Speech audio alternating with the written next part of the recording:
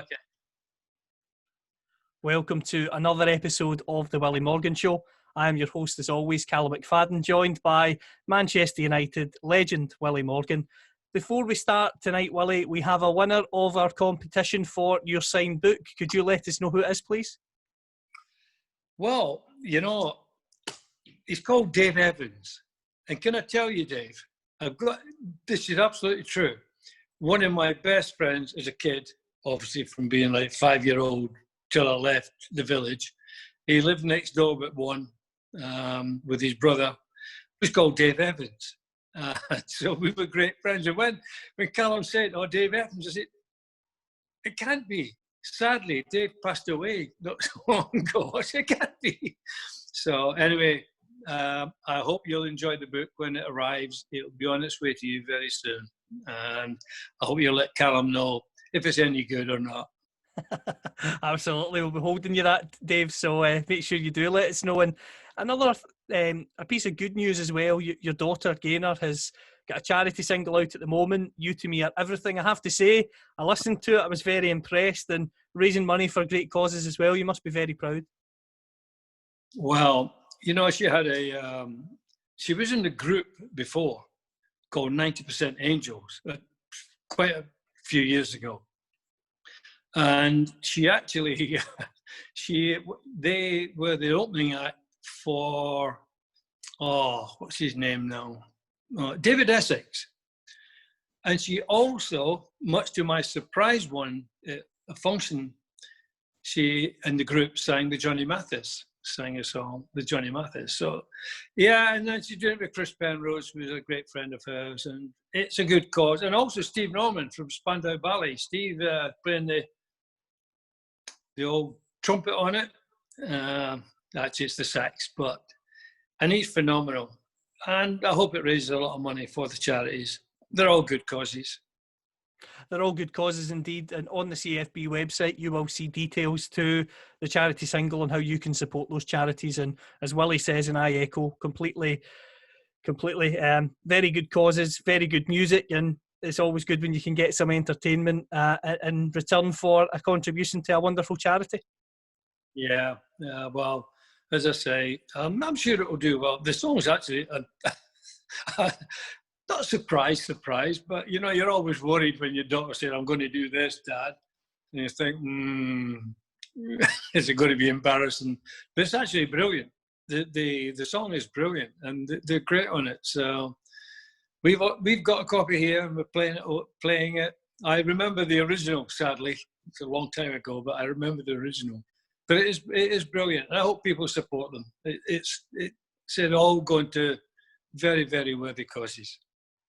Sad news in the football world, the passing of Jack Charlton, a legend of English football, also a legend of Irish football with everything he achieved there with the Irish national team. Just how sorely missed will Jack be, and what are your experiences of Jack like? The most of my experiences were playing against Jack. Well, not directly against him, because he was a centre-half. I was playing against the left-back. And of course, he wasn't fast enough to get anywhere near me. So I used to give him a little bit of verbal abuse, as you did, because I knew he couldn't kick me. But he was he was a great guy. I met him away from football at a couple of dinners. Absolutely lovely. And what he did, he was a great player. He was a great centre-half and fantastic manager. What he did for Ireland was out of this world. And yeah, he'll be sadly missed. We get to an age and start losing people, nice people that don't deserve to go. So wherever he is, I'm sure he's kicking somebody up in heaven, wherever he is, Jack. So, and all his family, to all the family that left, condolences, obviously. And Bobby, I know they had their fallout. But they made up, and Bobby will miss him. So, God rest his soul. Another sad passing was of Alex Dawson, the former Busby Babe. I know you didn't know Alex particularly well, Willie, but another sad day for football to lose such a great. Well, they're all, when you get through that era, the people, Alex was an old type centre forward. He was rough. He would fight with the centre half. He would battle. He was one of the, like Andy Lochhead from that era. Bobby Smith, they were big, burly, give everything. And unfortunately, football at that time and in my time, the rewards weren't good enough to look after you for the rest of your life. You had to graft afterwards. But apparently, I know that he was a nice guy. All the other lads, David Hare, Dennis Law, Bobby, who spoke about him, said, great guy, just one of the good guys, and an honest, brilliant centre forward. Matt, you won't be surprised to hear lots of people want to hear your opinion on Manchester United. The FA Cup semi-final defeat to Chelsea, and the amount of people that haven't specifically wrote in to ask a particular question, but they keep just saying, I cannot wait to hear what Willie says about Maguire and De Gea. So on you go, Willie. Tell us what you really think. But it's what I think. It's not. I think Maguire's average, but he's not on his own. The thing that's caused problems for the last 10 years is the defence. Got no defence. So it's not just Maguire. It's the whole back four. And I feel sorry for De Gea. I feel sorry for him because for the last few years, he's been a saviour. And he's playing behind the worst defence in the league. And he's been a saviour. But, eventually, you can't keep doing it. It's impossible. And he's getting exposed all the time.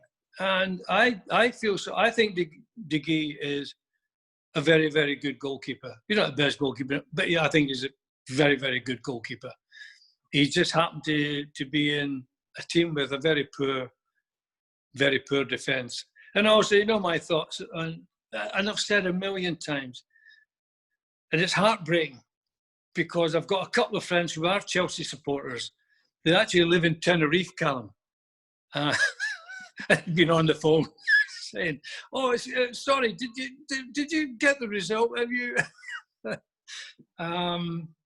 Graham Stanley's called. So anyway, I've said all along, yeah, they've had a good run, they've done this and that. It's 5 years before we will contest to win the league or anything. It's 5 years.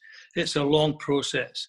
And the first thing I would do, and I've said it from day one, Paul Pogba would not be at Old Trafford if I was the manager, considering what he's done, what he said, what his stupid agent has said.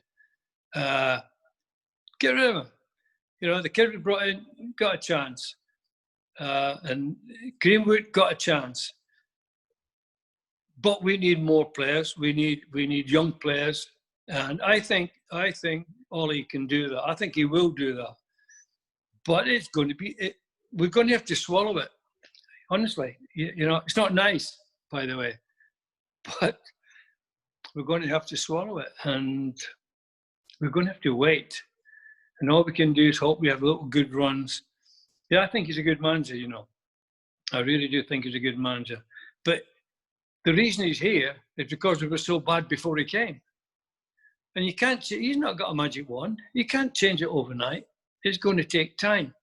But he has to look at what caused it. Pogba was, for me, one of the causes. You don't care if he's at Man United. You don't care where he is, as long as he's getting paid enough. And, well, he wouldn't be in my team. So, up front, yeah, we're okay, but you have to get the ball to the people up front. And they said defensively, we're not that good. So we're under pressure.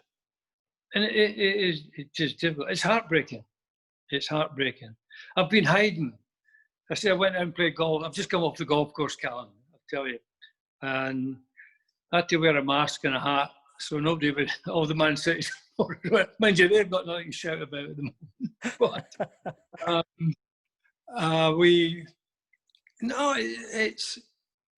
it's just heartbreaking. We beat Chelsea. The last 3-4 times we played them, the Chelsea got nothing. They got nothing. And they win, they beat us easy. So I don't know what we're going to do. Well, I do know what we're going to do, but it's 5 years. Keep saying it. It's 5 years. And then let's see where we are then. But give him the time. Give Ollie the time, because he's a good manager. He's a good manager. I like what he's trying to do. Unfortunately, he's been saddled with a lot of garbage, and it's very difficult to get rid of them because they're on so much wages. Nobody else will take them.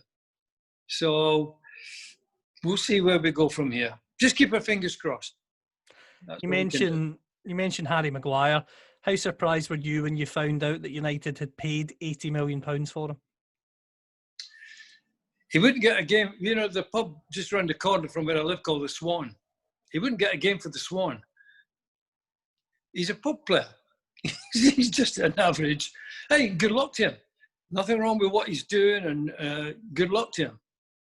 But he's worse than what we had. And they were bad.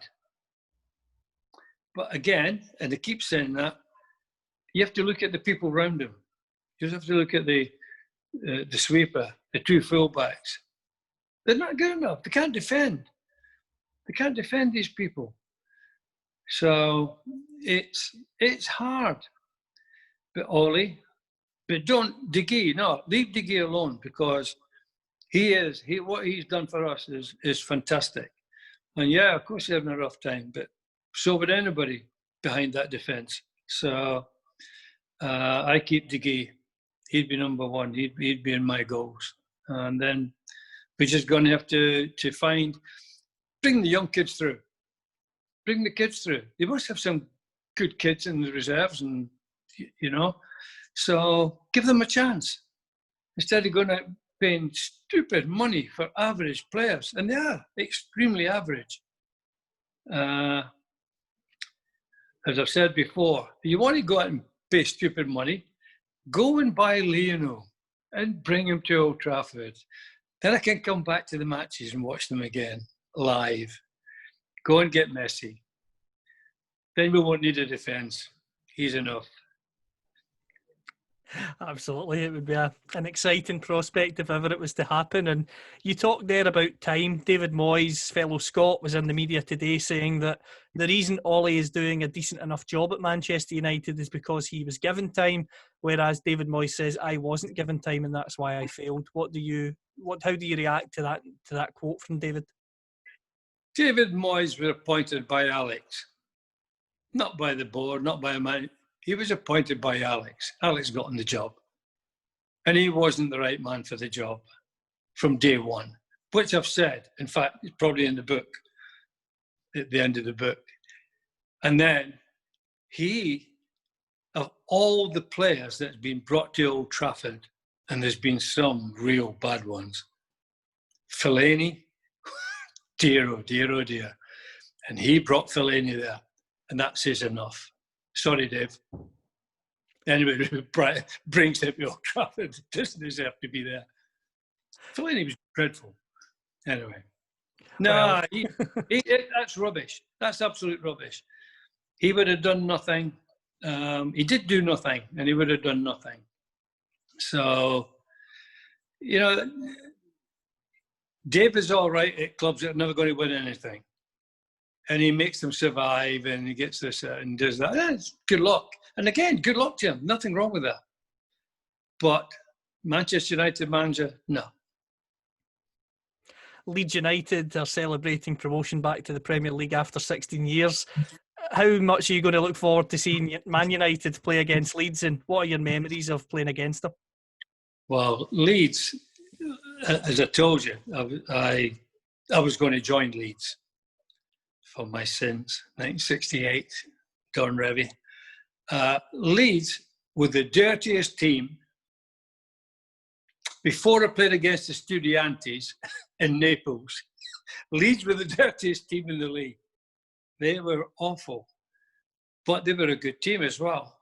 But they were awful. I think it's nice for them to come back. All the games with Leeds, no matter who's playing them, Liverpool, United, Burnley were the worst. I remember, I can't remember, maybe 2, 3, 4 games, Burnley against Leeds, back in the 60s. Referee stopped the game and said, if you don't stop, I'm going to take everybody off the pitch. I'm going to cancel the game. Because it was evil. It was evil. And in those days, you know, you met force with force. We had players who could dish it out. I wasn't one of them, by the way, Callum. I used to just take it. But we had players that could dish it out, and so had they. But football was a man's game back then. It was played by hard people, people from working class families, and they were hard. And that's the way the game was played. Now, you watch them, you got to blow on them, and they do 3 somersaults and 5 twists and whatever they do. It's not the same. The game is different. The only thing in the present game that is fantastic, the pitches are unbelievable. Unbelievable. God, I wish we could have played in those pitches. I'm sure every player from my era that's the thing they would tell you. To play on these pitches that they're playing on now would be incredible. So, yeah, but I think, good. It's great. I mean, when I was at Burnley, Bob Lord, the chairman of Burnley at the time, hated, and vice versa, Manny Cousins, who's the chairman of Leeds. Manny said Bob was a racist and whatever, and they hated each other. And so the clubs hated each other. And that's why Burnley wouldn't sell me to Leeds. They never even told me that Leeds had come in. I mean, the stories in the book, Don Revy contacted me and said, had Burnley told you we made an offer? I said, no, I didn't know. They never ever told me that Leeds had made an offer. So, because they hated them that much. So, anyway. But hey, it's a great club, great history, Leeds. And I did rate Don Revy. I thought Don Revy was a great manager. So, yeah, I'm glad to see them back. I think it'll add a little bit of spice to next season. And one of your other former clubs, Burnley, Sean Dyche is doing an incredible job there. They're sitting above Arsenal on the table at the moment, despite the fact he's not got a massive squad. I know he's been complaining that a few players were out of contract in the summer. They've refused to stay, so he's been down to a squad of around 15 players. Just how impressed have you been with Sean at Burnley? Oh, he's done a great job. I mean, absolutely great job. And like you said, he's got nothing to work with. And what he's done is amazing. He's absolutely brilliant. And he's got 15 players. You only need 11. So he's all right. He's got 4 extra. That's 4 too many. So you only need 11 players, Sean. Get out and keep winning. I think it's brilliant. I still have, a lot of heart still at Burnley. That was my first club, and that's where I, grew up and became into a player. So yeah, I had great times at Burnley, great memories. So I only want the best for them. And I hope he stays. But it's difficult. Where do they get the money? But even if you got the money, who are you going to buy? Who are you going to buy? Maguire? Pogba? So even if you've got money, you still buy the wrong players. What he has to do is what Burnley always did, is bring kids through. They had a great youth system, phenomenal youth system, Burnley. And that's the future of the game. Get rid of the coaches, and just let the kids play. Get the kids in the club, let them play. And that's the future of the game. It's the future of the England team. Homegrown players coming through from grassroots. Same for Scotland.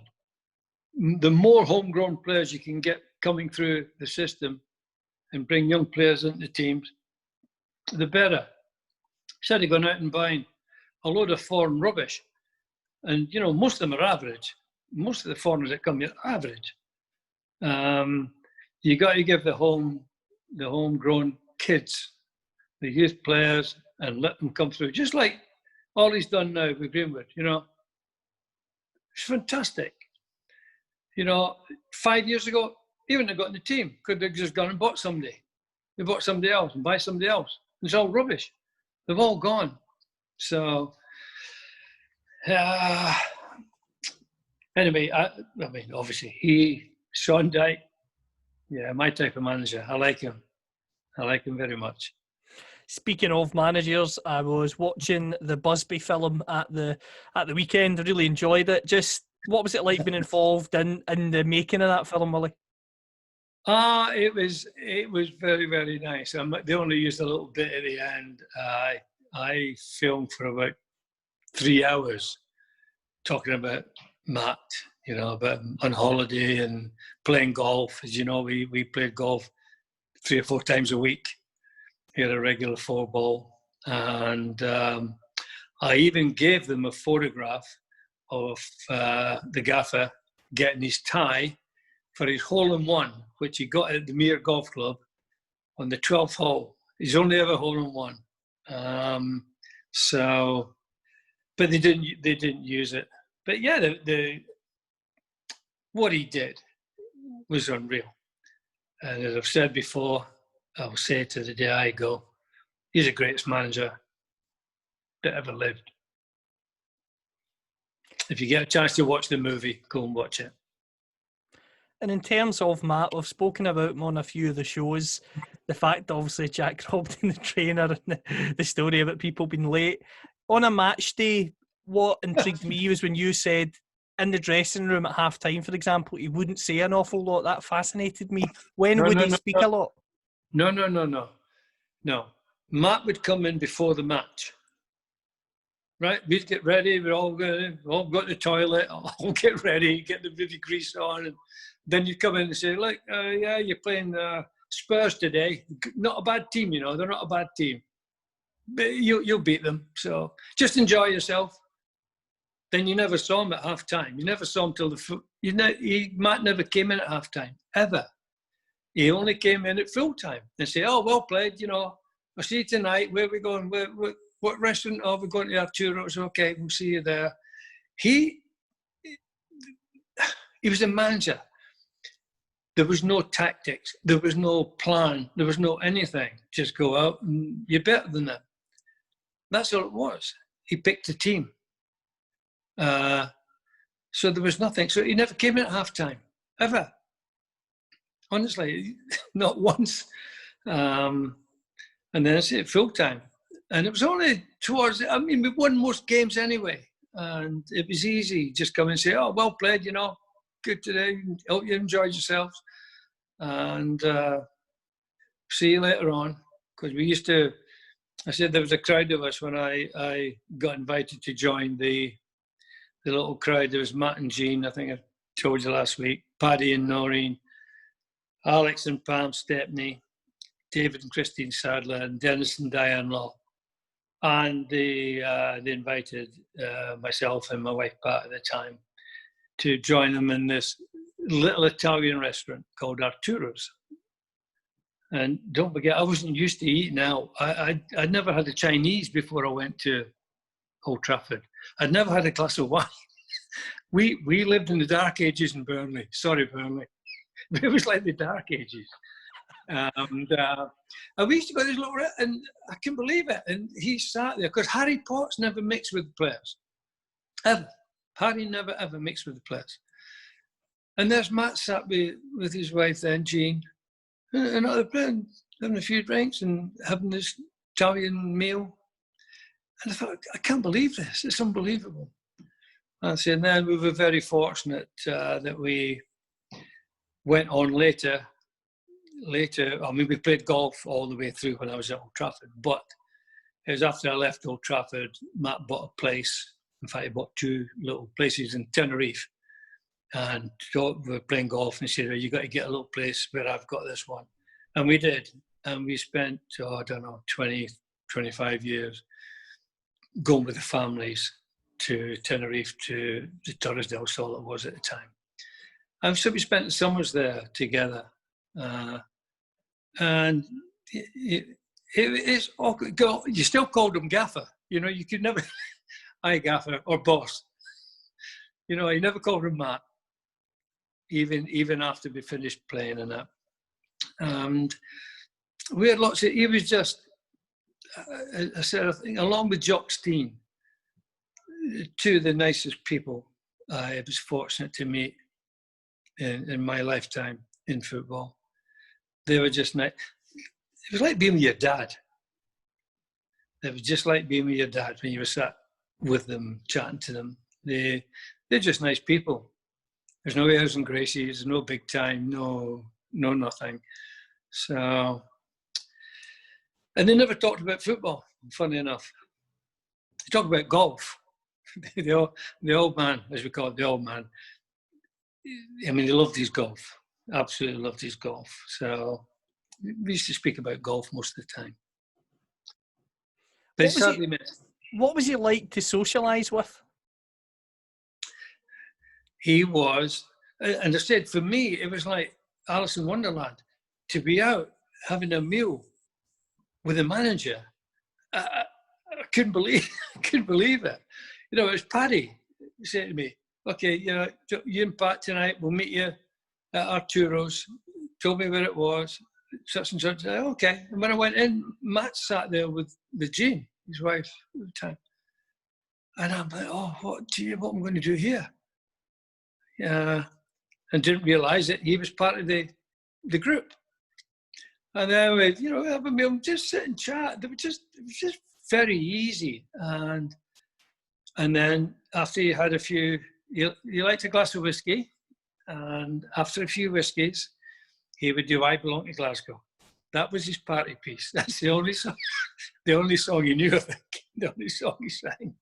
He would do "I Belong to Glasgow" before he left to go home. So it was just, for me, it was just strange for me, to be out with the manager and his wife. It was strange. But he was like that.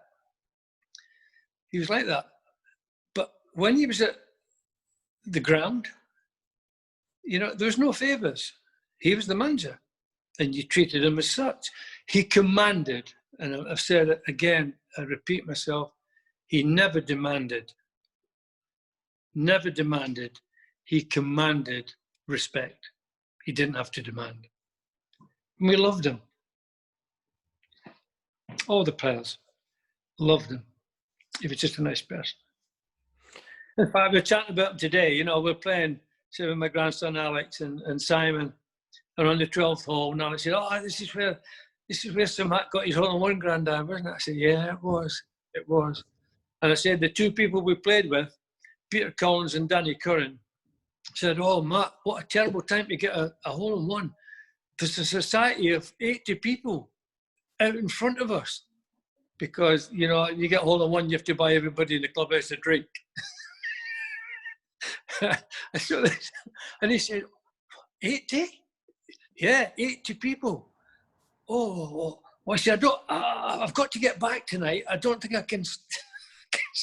He never hit another bloody ball. After that, he was worried. There was nobody there. It was them two. They were terrible.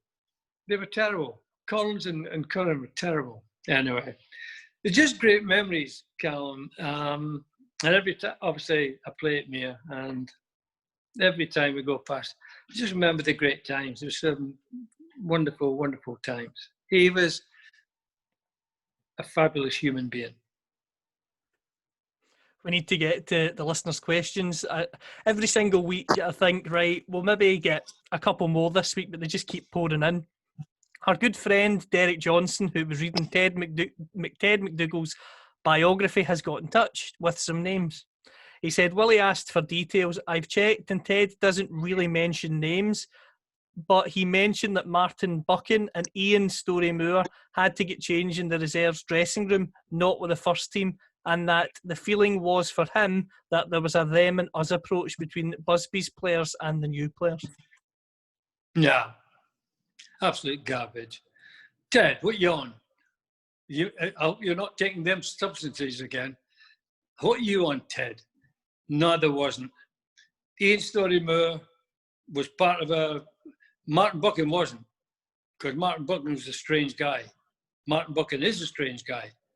He was Frankie Farrell's man. He didn't mix with the players, never mixed with the players. Ian Story-Moore did. We were out all the time. He was out with me and Bestie and Paddy, and he was part of our group, Ian Story-Moore. So that's not true at all. That's absolute garbage. Ted, sadly, and Ted was a good guy, you know, but he struggled. He was a 4th division player in the 1st division, and he struggled. And at that time, you know, the team wasn't at its best either. So it was difficult for a centre forward. But as a person, Ted was different class. But he didn't get treated badly by Busby players. No, that's absolute garbage. Absolute garbage. There was never any cliques at Old Trafford. Never. Not ever. Well, our good friend Derek is. I think he's determined. I think he's determined to find one because he's got another question which I'm hoping you'll clear up for us. He said, George Best didn't play in Bobby Charlton's testimonial and criticised Bobby before they reconciled later on. Was Willie aware of any bad feeling between them, and how did Willie get on with Bobby? Oh, Derek.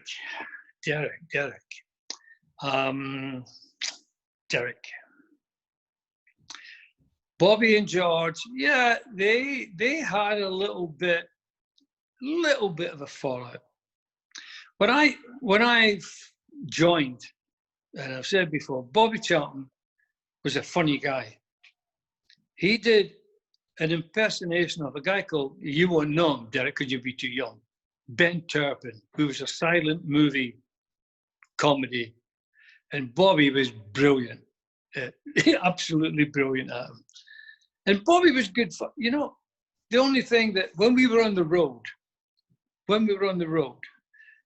Bobby would stay in the hotel. You know, he'd go to bed, have another night, bottle of whiskey. Bobby liked a glass of whiskey as well. Hope you're listening, Charlie. We called him Charlie, obviously. Short for Charlton. No, Bobby was a good guy. He was just quiet. He wasn't. When we came back, when we'd been playing away, obviously we travelled back the night after the match, and we were in the coach in those days.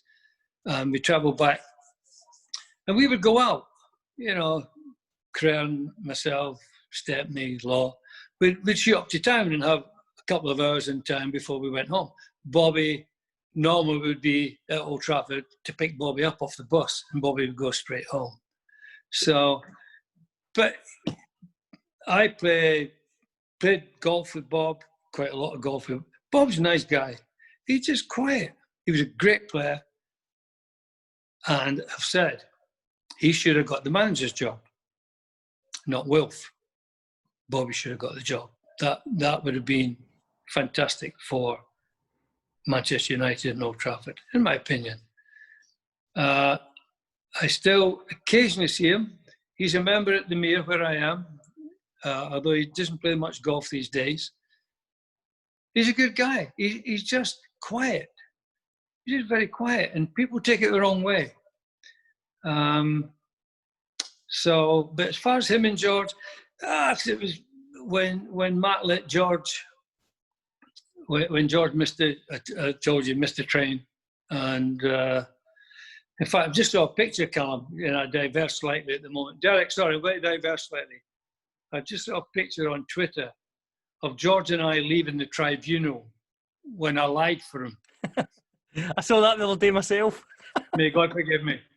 To get him off. And I got him off anyway. So, but no, there was, it was a handbags. There was nothing, and it didn't last very long. And then, of course, they made up. There was a lot to make up, by the way. So, no, as far as Bobby's concerned, great guy, great player. I like him very much. Next question is from Murray Ramage, completely different to those questions. Very simple. What are your memories of fish and miners' welfare?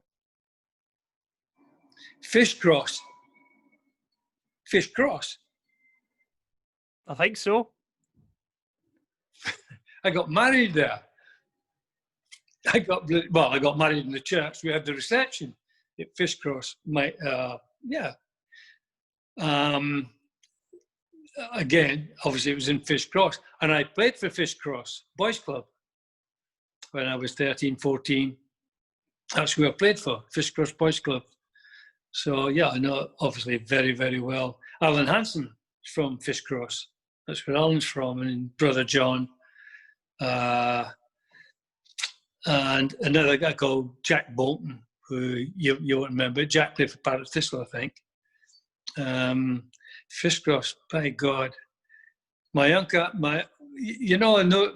Callum, back in those days, you had Socky Hall, the Socky Club, Fishcross Club, and you used to get the singers, anybody could go from one place to the other place and sing a few songs and go to another place and go back.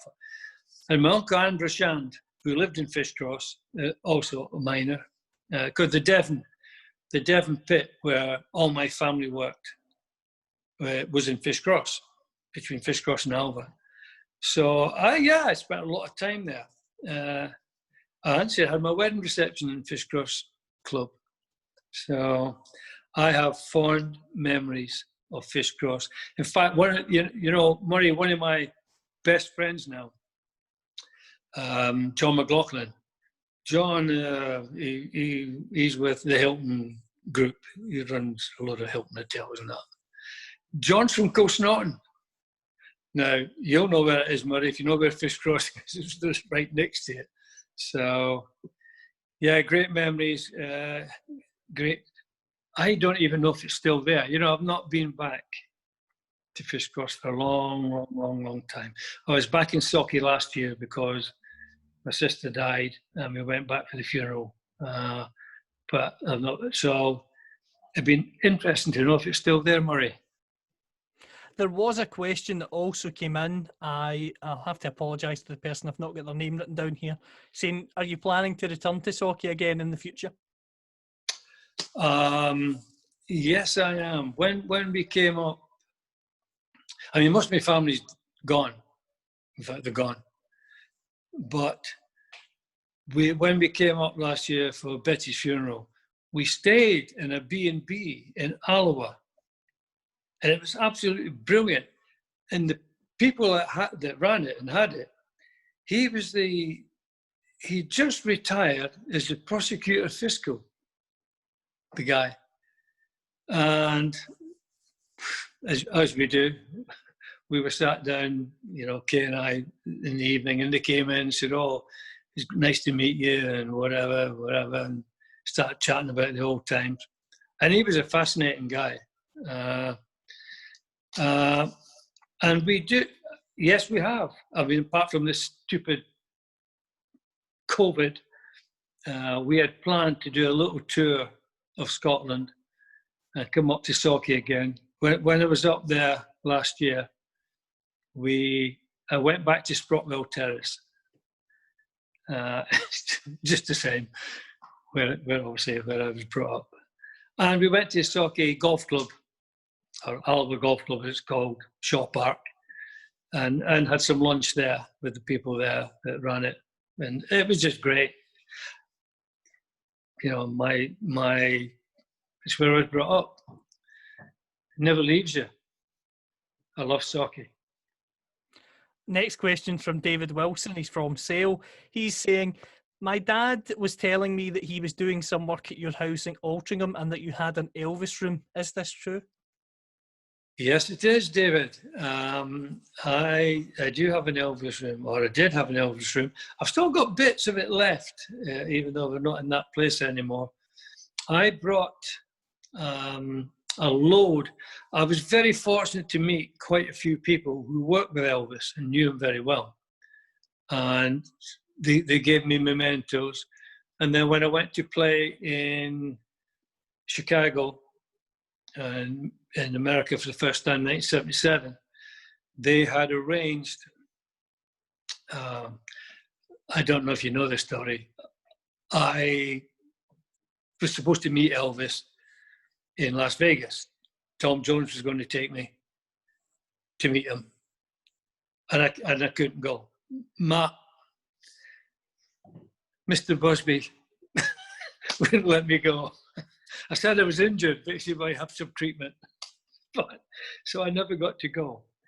And then in 1977, one of the things in my contract, the guy that owned Chicago Sting was called Lee Stern. And he had his own jet, this little guy.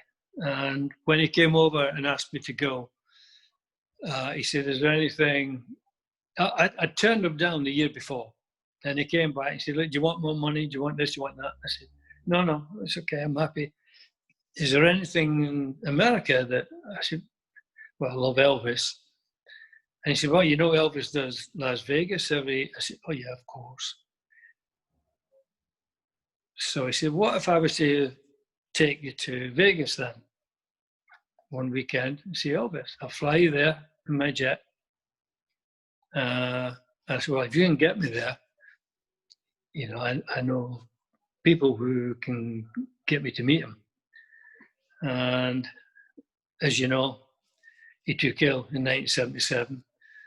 And I was there. So we didn't get to Vegas.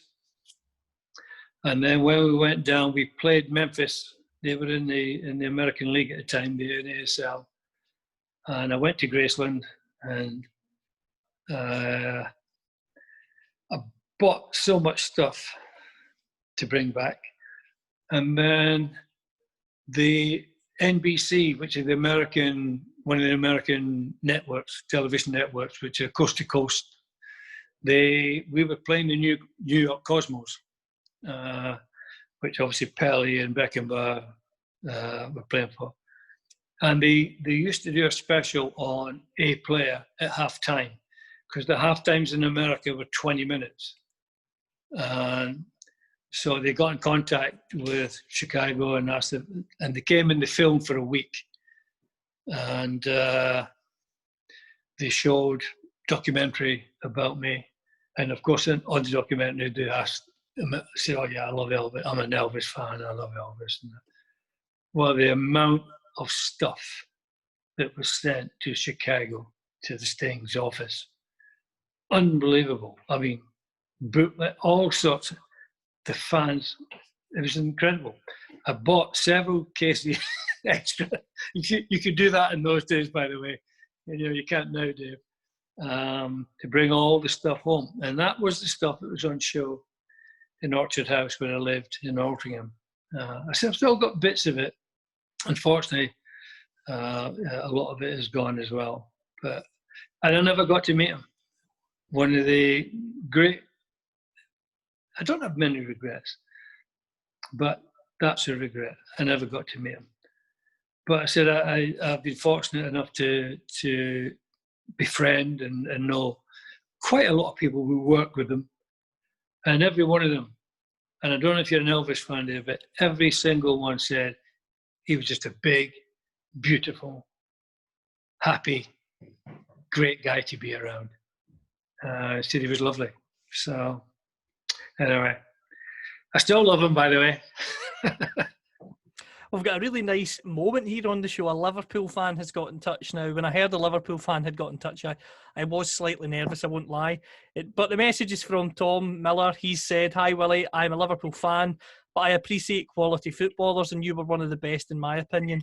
I heard your daughter on the radio the other night. I listened to Radio Wirral talking about you and I just wanted to get in touch with you and say thank you for the memories." Tom, very kind. You're very, very kind. You know, as Callum's just been telling, my daughter's just done this record with Trish Penrose. Obviously, I live a Pudlian through and through as well. So, yeah, that's very kind. I don't know what to say. Thank you. Thank you. Another one has come in, Rob Logan, and it's Elvis related, you'll be pleased to hear. Willie, I heard your song being sang last season in the pre-match pub. It was still a great song and was still remembered and sang on the terraces. Was it true that Graham Goldman from 10cc wrote this and that it was on the same record label as The King? Yes, Rob, it was written by Graham Goldman He wrote 5 songs, and I had to pick the one that I liked best. And it was 10cc. He was obviously with 10cc.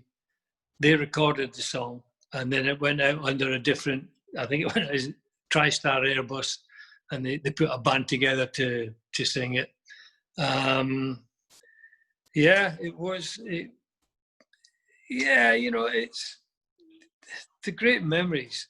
To have a song named after you. I know they still sing it. It's quite amazing. So, makes you feel very humble. That's a great memory as well. And the next one, I have to be honest with you, as you know, I'm based in Inverclyde, so I find this question quite interesting. Michael Kieran's has said, what was it like staying at the Queen's Hotel in Largs? I have visited 10 years ago, and I wonder where they put you all, and where did you train when you were in Largs? There you go. She was called Mrs. Allen, who owned it, and she was a dictator. And believe me, you had to follow the rules. And there was no toilets in the rooms. You know, you had a couple of toilets in the corridor, and the rooms were tiny, so we shared. And you know, the last time we were there was when Jimmy Johnson got stuck in a little boat in the middle of the water, if you remember. And I was sharing a room with Jim Holton. I was sharing a room with Jim Holton, and we'd been around. There's only about, I think, 2 pubs there was then anyway, and we'd been out. It was after a match, and we'd been out, and it got to, I can't remember. It's about 2 or 3 o'clock, and it was only a walk. You know, you just walked. So I left. Billy Brennan was still in the pub. Jimmy Johnson had the most fantastic voice you could ever imagine. He was a great singer, absolutely great singer. And anyway, Jimmy was still there, Billy was there, Jim, I think Davy Hay was still there. And I left. There was somebody else there. There's about half a dozen of them still there. I said, I'm going back, I need to get some sleep. So I said to Jim Holton, don't wake me up when you come in. Do not wake me up. So he said, well, I'll be quiet. I'll be really quiet, you know. I said, okay, don't forget. So anyway, I've gone back to Mrs. Allen's place. And it must have been, I don't know, about 5 o'clock, maybe 6 o'clock. And I didn't hear him come in. Then he wakes me up. Oh, Willie, look at this. And we had our room was the front row of the Queen's. We were overlooking the water. So I said, he said, no, look at the window. So I get up and I can see the boat drift and the little ginger carrot top sitting in the boat shouting, help. The other lads, they're on the shore and they're trying to find some driftwood. So God knows what they're doing. And they shoved them off for a bit of fun. They didn't realise that the tide was so strong. And Jimmy couldn't swim. Jimmy couldn't swim. And he shouted, and honestly, and they're like, and you could hear a pin drop in Largs. I mean, there's nothing in Largs. You could hear a pin drop. I'll come back to where we trained. And then I heard Mrs. Allen's voice at the front. What's up, man? What's up? What's up there? Oh, so we close the window because you want to get in. And Jimmy, I can't swim. So they got the coast. Well, you know the story. They got the Coast Guard and they rescued them and came back to the hotel. And she is playing holy hell, Mrs. Allen. She did not like it. But that was, and it was small. It was small. It was tiny. But some of the great memories from there. I remember Rod Stewart bringing Elton John to the Queen's to meet the players. She had a wee television room. There was a little television room. upstairs. I remember Rod bringing Elton to meet all the lads before the match. And my dad, I met the Alexander brothers, which was like big time for me. My dad loved them. And anyway, the Queen's, no, it was tiny. It was very tiny, but that's where they stayed. And we trained, they had a school or a college or something up the back of Largs, up the top, you went uphill to it. It was or a leisure centre, whatever, I can't remember exactly what it was called, but that's where we trained. They had a little pitch at the back. And that's where we first met Billy Connolly. He did a little show up at the leisure centre, little leisure centre, or I can't remember exactly. And that's where we first, and we'd never heard of Billy Connolly, the English lads. And all the Scottish lads saying, oh, he's brilliant, he's just done this thing called the crucifixion, and he's this, he's that. And when he walked on stage with a banjo, and Dennis Lord looked at me and said, Jesus, what the bloody hell is this? What we did? And he was the funniest man ever. I mean, he was unbelievable. But we'd never heard of him. So yes, it has great memories, Rob, you know, fantastic memories going there. And it was, obviously we went there prior to leaving for the World Cup as well. It was just a great time. I don't know if the Scottish team still go there. I mean, you probably know better than me. They've probably got somewhere posh now. Yeah, they do actually. They stay at Mar Hall in Bishopton, which is 5-star hotel. Oh, okay. Yeah, but this wasn't. Our good friend Derek wants to complete his hat-trick of questions, so being the generous folks that we are, we'll let him do so. He basically has said every team had a well-known hard man like Chopper Harris or Norman Hunter. Did Willie particularly dislike playing against any one of them? They were easy, Derek. They were easy, the hard men. But you have to appreciate your two fullbacks and your two halfbacks and your centre-half were all hard men. The fullback, I mean, God, Chopper Harris, no. The hard men at the time, I can't remember, Don Mexon, Willie Bell at Leeds, Ronnie Moran. I mean, they were animals. And they were the left backs. And then you had, obviously, Tommy Smith, the lads you met, Nobby Stiles, Norman Hunter. I'm trying to think, the one at Peter Storey at Arsenal. He always had a nasty in there. But we never really came up against them. The only time it ever happened to me was when Tommy Docherty was manager of Chelsea, and they were staying at Blackpool the night before they were playing Burnley. This is back in the 60s. And Bobby Moore, Eddie McCready, who was the left back, Eddie McCready, Bobby Moore, I think there was 4 of them or 5 of them, got caught. They went out. They went down the fire escape, had a night out in Blackpool on the Friday night. And Docherty sent them home. And they obviously changed the team. In those days, there's only 12 players. They had to bring some in. And Chopper Harris, Ron, played left back because he was a left half. That's was his normal position. But he had to play at left back. And I tore him to ribbons. Absolutely destroyed the little guy. And no matter what, obviously, I used to give them plenty verbal as well, tell them how bad they were and how useless they were and how they... so, and from then on, in fact, if you read his book and that, he says in the book, his worst nightmare was me. He just hated playing against me. And that was why, because he had to move to left back. And he wasn't a natural left back. But he was easy to beat. They were, unless you were getting a 50-50 ball from one of your own players, where you learn to leave it then and let the fullback get it. Because they were hard, but they weren't dirty. Yeah, they were dirty, but they didn't go to the top. You know, the thing that changed the game in English football was Bobby Collins, little Bobby.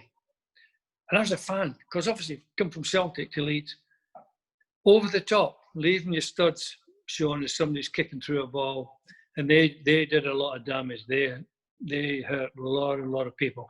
But the old players like Tommy Smith and Norman Hunter, they would clatter you. If they could get to you, they'd clatter you. But they're not killing you, you know, they're not breaking your leg. They clatter you, and rightly so, because we used to take the mick. I mean, if you watch some of the old things, where I'm standing there wiggling my backside and giving them verbal and saying, I'm coming past, I'm coming. But that was the game. And so they were never really a problem. In fact, they were all good. You know, it's funny how when we were playing, it wasn't like today. You know, you didn't meet anyone. There was no players' rooms. There was no anything after the match and that. And it was only later on when I was playing golf events and that I met Norman Hunter and Smithy and, you know, great guys. Absolutely great. Great to be around. Just nothing like what. So it was just a game, you know. It was a hard game played by hard people from hard backgrounds. So we didn't complain. You got them. You know, the only two players in the league from the 60s onwards, when George made his debut, I'd made my debut a year before, the only two players in the league that didn't wear pads were George and I. Never wore shin pads. We relied on nimble feet. So you had to be a little bit careful. But we didn't wear pads. It's like a tattoo. My shins, I mean, there's just all scars. People catching you, you know. But that was the game. Different game now. It is a different game, and this follows up perfectly. Regan Jones is asking, tell me your honest opinion on VAR. It's a joke. It's an absolute joke. The things I've watched, in fact, VAR won Liverpool the league this year. VAR. And also, whoever's watching it, I don't know who watches it, it must be Stevie Wonder who actually watches it, because some of the decisions are a joke. You can see what's happened. It's absolutely, not for me. Goal line. Goal line technology, yeah. Has the ball gone over or hasn't it? That simple. And yet, you got the match that was at Aston Villa. Oh, it didn't work. Yeah, Sheffield. I mean, how stupid. But for normal decisions, you know the one thing that will change the game completely for me? Do away with offsides. Do away with it. It'll open the game up. You get flowing football, no offsides, no bad decisions. No bad decisions. You can't be offside. So you can score from anywhere. You know, when they say, he wasn't interfering with play. Well, if you're not interfering with play, you shouldn't be on the pitch. When you walk on that football pitch, you're interfering with play, or you shouldn't be playing. So it's a stupid thing to say. Yeah, he was 5 yards offside, but he wasn't interfering with play. That's rubbish. It's rubbish. Do away with offsides. It'll make the game 1,000 times better. Last question today is, I'll be honest with you, Willie, it's a tough question. It's coming from John Bleasdale. He writes for the famous Tartan Army magazine, and he said, in your opinion, Willie, who are the 5 greatest Scottish internationals of all time? Oh, my God, John. I very modestly exclude myself at the moment. I mean, you obviously, oh God. Willie Fernie would be one. Not that I've seen a lot of them, but I saw him playing against Duncan Edwards in black and white, a little 12-inch black and white TV. And he was brilliant. Jim Baxter.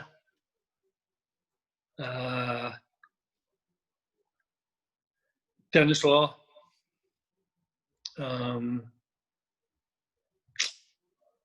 God. Oh.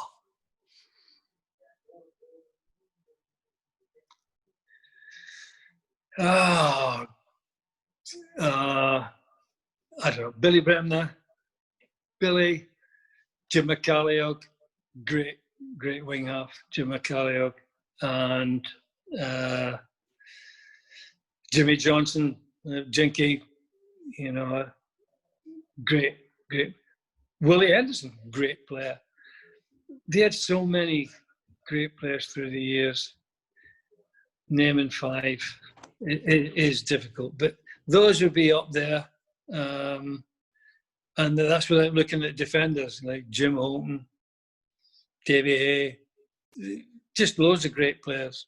Sandy Jardine. There were so many, so many. And David Harvey was a great goalkeeper. David Harvey was a great goalkeeper. So that's a difficult question. But I hope it answers it a little bit. They were some of the greatest times ever. The night at Hampden was arguably the greatest night of my life when we beat Czechoslovakia. It was very, very, very special for the Scottish fans. And it lives with me. It's a great memory. If I ever get a little bit down, I just think about that night at Hampden. I think it was only a few minutes to go, and I skinned the full-back and crossed the ball for Joe Jordan to score, which took us through to the World Cup. And it brightens the day up. It certainly does, and it's very bright where you are at the moment. Before I let you go, in this week's show, Willie, just how's the golf game been the last fortnight? Is it still holding out, or have you dipped in form? My grandson Alexander gave me a severe beating today. A severe beating. So I've been in mourning since I come home, and obviously doing the shows brightened my evening up. But I was in mourning when I came in. But my golf's good. I am playing good golf. I play off 7.8. That's my handicap. My grandson's off the same. But he just hits the ball so far. It's heartbreaking. But other than that, everything's good. The nice thing is that I only need my wife Kay now to come and turn the phone off after we finish. She doesn't know, which normally she have to sit beside me and work the phone, because I still use an old phone, I still got an old flip phone which I use. Old technology. Anyway, Paul, it's been a pleasure chatting to you again, and I hope everybody out there is safe, and I look forward to chatting to you in a couple of weeks' time.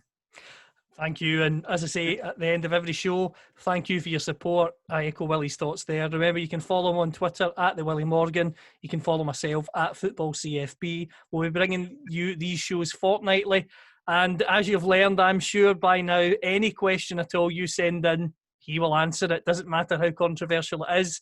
When it comes to football, you send in a question and Willie will give you as honest as you can expect.